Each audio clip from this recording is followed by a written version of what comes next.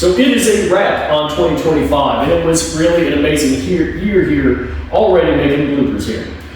It has been an amazing year for Evolution Karate. I want to say thank you to a lot of people. I'm going to start though with my current youth and adult students of Evolution Karate. Those in my Isshinryu program and in the Weichi program. Thank you guys to my youth students for putting so much time, effort, and intensity into your training. I've seen people growing by leaps and bounds in their skill, but more telling to me is the changes I've seen in my students, especially those that were so heavily impacted by the COVID lockdowns. I've seen them actually transition away from being really dependent on consistent interaction with digital tech and moving more into physical spaces. So being able to learn the desire for physical activity and learning all the things that they need to do to remove their own roadblocks that keep them from being disciplined. Seeing that develop over this year has just been a really an amazing experience for me as a teacher. To the parents of our youth students, I want to say thank you for two things. Number one, thank you for making sure that your students were able to attend on such a regular basis. We saw so much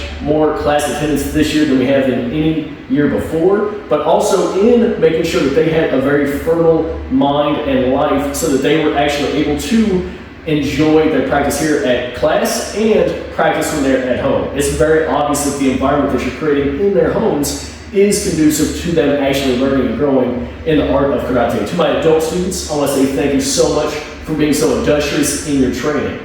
I know that for those in our Isshinryu program, the mechanics of our system can be a little bit different, especially for those who trained in similar arts. For my Weichi students, I really appreciate you taking the time, because I know about half of us are studying additional arts in addition to Weichi. So having the very unique mechanics of that method, trying to override on your nervous system, it can be a much bigger challenge than people would typically think. So thank you guys so much for that. And to my teachers, Sensei George Maxson, Sensei Justin Testa of Weichi, thank you so much for being so diligent and forgiving in your training of me in the art of Weichi. It has been so phenomenal to learn from such amazing teachers, learning how to be a good teacher both of the art of Weichi and of martial arts in general. So thank you so much for that. To my teachers, Sensei Ronnie Brazier of Isshinryu, and the methods that he passed on to me in that style, and also the character that he expresses whenever you interact with him, it really raises a very high bar, and I really hope that I'm doing my best every day, or showing that I'm doing my best to achieve that bar. And to the late, unfortunately, Master Ed Johnson of Isshinryu, he did pass away this past January. I talked to a lot of my students about that and the impact both his passing, but more importantly his life had on the school. So thank you to both of you. I really hope that the methods that we are passing on here in the school are up to your standards. And if they're not, I'll be making sure to push that closer and closer to the edge of the envelope so we can have the skills that you taught and you wanted us to pass on to be at that level. And to my teacher from the Blue Room Club, who actually teaches myself, Five Ancestors Kung Fu, and he was so kind to come up this past August and teach a very successful, very fun seminar on bridging, a Southern Chinese methodology that really influenced Okinawa Karate and can be used as a constant skill refresh and development process for karate. It was just such a fun experience, him as a person, his teaching methodology, and the material he presented. All that was super fun, super appreciated.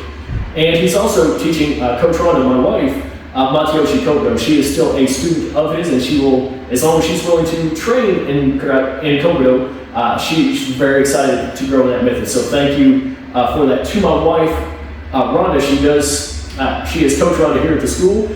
She's one of our brown belt students, and I want to say thank you for being so forgiving of the hours that are required to be at the dojo, both by yourself and allowing me the time, the flexibility, the guilt-free scheduling to make sure that the school is constantly growing, staying clean, staying open for new people. Thank you so much.